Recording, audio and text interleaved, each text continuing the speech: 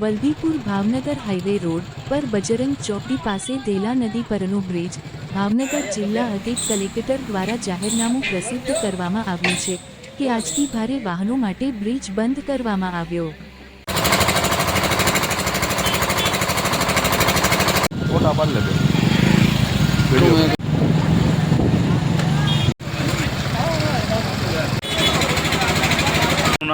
મારું નામ પ્રભાતસિંહભાઈ ભગવાનભાઈ વેગડ, તાલુકા પંચાયત વિરોધ પક્ષના નેતા। પ્રભાતસિંહભાઈ, વલભીપુરના મુખ્ય જે બ્રિજ છે કેલા નદીનો, તે અધિક કલેક્ટરના જાહેરનામા અનુસંધાને બંધ કરવામાં આવ્યો છે, તેને લઈને શું કહેશો? હાલ જે પુલ કલેક્ટરના સાહેબના જાહેરનામા બહાર પડેલ છે તે પાયા વિહોણા અને લોકને હેરાન પરેશાન કરનારું જાહેરનામુંનો હુકમ કરેલ અને અન્યાય કરેલ છે। સરકાર નિર્ણય ખૂબ ખરાબ ને જે છે આવેદન આપ્યા વગર પુલ બંધ કરી દેવો એ અન્યાયની વાત છે।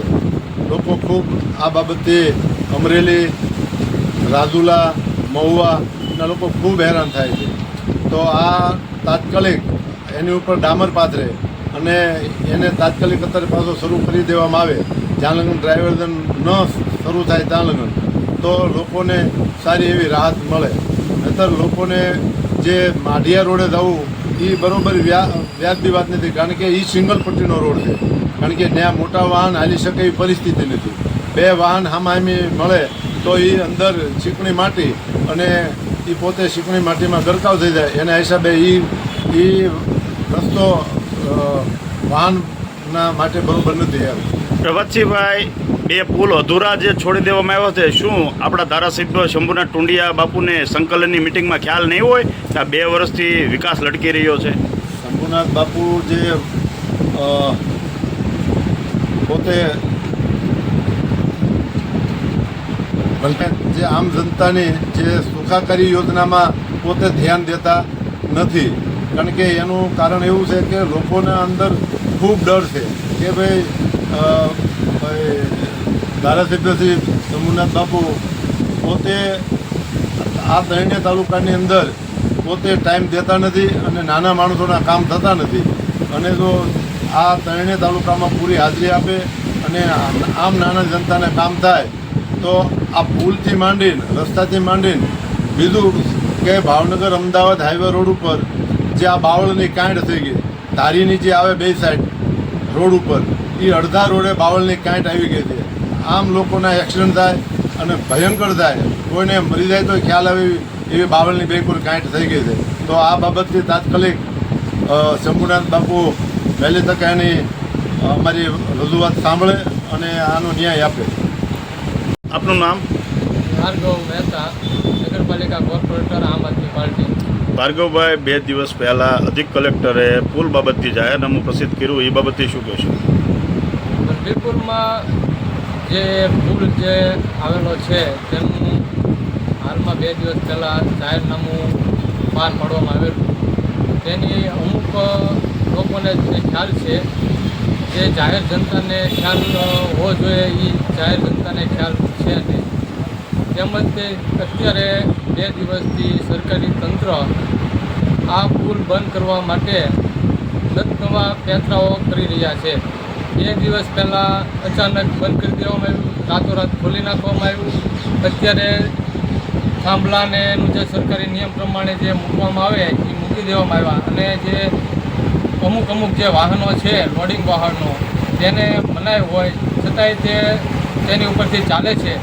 તેમજ તે એસટી બસ હોય કે જે મોટા ડમ્પર હોય કે ખટારા હોય તે અમુક ચાલે છે। જે મુખ્ય લક્ઝરીઓ કામ જોતાં લાગી રહ્યું છે કે લક્ઝરી તે બંધ કરી દેવામાં આવી છે। તેમજ આ પુલ અચાનક બંધ કરી દેવામાં આવ્યો સરકારશ્રીના આ નિર્ણયથી, તો તેની અંદર જે સરકારે નિયમ મુજબ અને યોગ્ય લોકોને ઉપયોગી થાય તેવા ડાયવર્ઝન અગાઉ કરવા જોઈએ, જે ડાયવર્ઝનો કરવામાં આવેલ નથી। તેમજ તે અચાનક જ તે રાતોરાત કહેવામાં આવ્યું કે હળિયા થઈને જવું, માઢિયા રોડે થઈને જવું, જે લોકોને જાણ પણ નથી, એટલે અત્યારે લોકો ખૂબ જ હેરાન પરેશાન થાય છે। અને આવા જવાબદાર અધિકારીઓ તગલગી નિર્ણયો કરીને લોકોને અત્યારે ખૂબ મુશ્કેલીમાં મૂકી દીધા છે એવું કહી શકાય. ભાર્ગવભાઈ, માઢિયા જે ડાયવર્ઝન કાઢવામાં આવ્યું છે તે રોડ કઈ પ્રકારનો છે અને કેવો છે? તે માઢિયા રોડ જે છે નારી ચોકડી થઈને વલભીપુર આવવા માટે જે લોકો ઉપયોગ કરે છે તે સિંગલ પટ્ટીનો રોડ છે. તેની બંને સાઈડમાં માટીકામે પુરાણ ને એવું નથી કર્યું, જેથી રોડ ટૂંક સમયમાં તે ખરાબ રોડ થઈ જવાનો છે. તો અહીંયા સિંગલ પટ્ટી હોવાથી તે રોડે સામસામા વાહનો આવે ત્યારે ઊભું રહી જવું પડે છે અને ત્યાંય તે અમુક વાર અકસ્માતોના રીતે બનાવો બનતા હોય છે ટૂંકા રોડ, એટલે એ સંભવ છે જ નહીં. આ જાહેરનામા અનુસંધાને શું કહેશો આપ? અને આ જાહેરનામું જે બહાર પાડવામાં આવ્યું 12 તારીખે લગભગ બહાર પાડવામાં આવ્યું છે મારા ખ્યાલ પ્રમાણે, તે જાહેરનામું જ્યારે બહાર પાડ્યું તો એ અગાઉ જે સરકારે નિર્ણયો લેવાના હોય, સરકારે જે કાર્યવાહી કરવાની હોય તે મારા ખ્યાલ મુજબ કરેલ નથી. અને તમારી શું માંગ છે? માંગ એવી છે કે પહેલી વાત કે જે આ હાલમાં જે પુલ બંધ કરી દેવામાં આવ્યો એની બંને સાઈડમાં પુલના કામ ચાલુ હતા.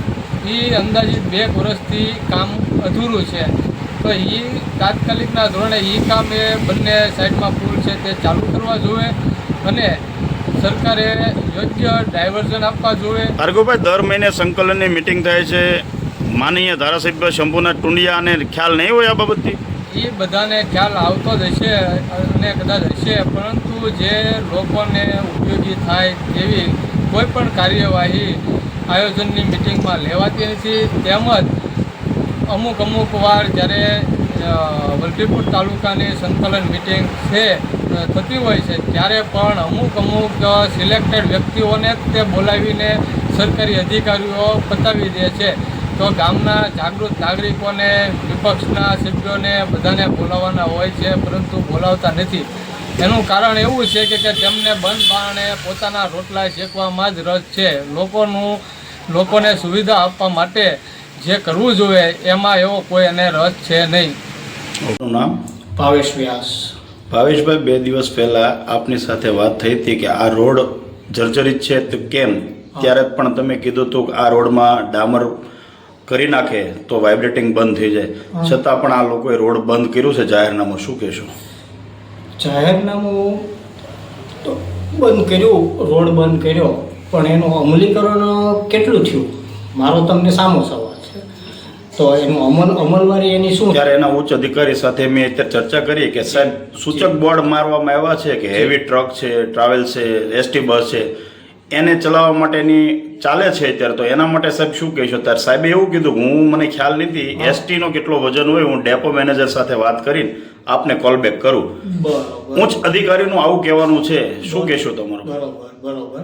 હવે ધર્મેન્દ્રસિંહભાઈ, એની અંદર તો માત્ર એટલું જ કહેવાનું રહે કે જે તે સમયે આજથી એક સવા મહિના પહેલાં ગંભીરા પુલની દુર્ઘટના ઘટી એટલે તંત્ર સફળું જાગી અને દોડતું થઈ ગયું. જ્યાંના આજુબાજુના કે ગુજરાત રાજ્યના બીજા અન્ય જે કોઈ આવા બ્રિજ હતા નબળા, એનું અટકાવી હેવી વાહનો માટે બંધ કર્યા કે જે કાંઈ કર્યું, એકનું જોઈ બીજાનું જોઈને ત્રીજાનું, ઇન શોર્ટ ગાડડીઓ પ્રવાહ ચાલુ થઈ ગયો કે અમે પણ કાંઈક કામગીરી કરીએ છીએ એવું બતાવવા, ઉચ્ચ અધિકારીઓને બતાવવા માટે થઈ માત્ર ને માત્ર આ એક ડીંડક છે. બીજી કોઈ વસ્તુ આની અંદર નથી. તમે એક બાજુ જાહેરનામું બહાર પાડો છો, એક બાજુ હેવી વાહનોની અવર જવર કન્ટિન્યુઅસ એમનેમ ચાલુ જ છે. આ સાથે પબ્લિકની હેરાનગતિ કેટલી ચાલુ છે, ટ્રાફિક જામના કેટલા પ્રશ્નો ઊભા થયા છે 2 દિવસની અંદર સોશિયલ મીડિયાના મારફતે મેં જોયું. તો આનો મતલબ શું? આ કરવાનું કારણ શું? કે અધિકારી પોતાનો ઈગો કે પોતાનો અહમ સંતોષવા માટે, પબ્લિકને હેરાન કરવા માટે આ કરે છે? ઉચ્ચ અધિકારી પાસે હાઇલાઇટ થવા માટે થઈને આ ચાલુ પુલને બંધ કરીને આ કરે છે? કે માઢિયાવાળા રસ્તે ચાલવાનું ડાયવર્ઝન આપ્યું છે? અધિકારીઓ પોતે સ્વીકારે છે કે ત્યાં ચલાય એવી પોઝિશન નથી. સિંગલ પટ્ટી રોડ છે, સામે 2 વાહન આવી જાય તો તે તકલીફ થાય છે, તો ડાયવર્ઝન ત્યાં આપ્યું. આનો અર્થ શું થાય? કે વિચાર્યા વગરનું અણધારત આવડતનું આ એક પરિણામ છે એનું આયોજન જ નથી કોઈ પ્રકારનું. અને આયોજન કર્યા વિના સીધો નિર્ણય લઈ અને આમ રાતોરાત આ લોકોએ આ નિર્ણય લઈ લીધો છે અને જે પ્રજાલક્ષી તો બિલકુલ નથી. જી. ઉચ્ચ અધિકારીએ કલેક્ટર સાહેબને સૂચન કર્યું છે માળિયા રોડનું, જી. તો ઉચ્ચ અધિકારી નહીં ખ્યાલ હોય ભાવેશભાઈ કે આ ખ્યાલ જ હોય ને, ખ્યાલ જ હોય. જ્યારે આ કલ્યાણ પરથી માઢિયા નીકળાતો રસ્તો છે, જ્યારે એ બનાવવાની વાત આવી હતી, બન્યો હશે ત્યારે એનું સર્વે નહીં થયું હોય તો વલભીપુરથી 5 કે 7 કિલોમીટર અણંદપુર સુધી જવામાં સિંગલ પટ્ટી, પછી ત્યાંથી આગળ જાઓ એટલે ડબલ પટ્ટી. ડબલ પટ્ટીની અંદર બંને બાજુ કોઈ માટી કામ નહીં, કોઈ સેફટી નહીં, કોઈ ડિવાઈડર નહીં, કોઈ વસ્તુ નથી. અને ત્યાં રસ્તામાં આવતા જે સ્થાનિક ટ્રાફિક ડિસ્ટર્બ થાય છે એ વધારો અલગનું. એટલે આ બધા જોયું તો હોય જ તે. આપની શું માંગ છે?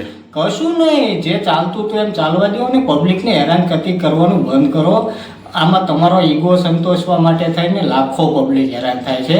થોડુંક પ્રજાલક્ષી કાર્ય કરો અને પ્રજા ઉપર દયા રાખો. આટલું જ કહેવાનું. વલભીપુરમાં વિરોધ પક્ષ છે કે કેમ ભાવેશભાઈ? કોઈ વિરોધ પક્ષ છે જ નહીં. અને વિરોધ પક્ષ છે તો એ બોલવા માટે કાંઈ તૈયાર નથી.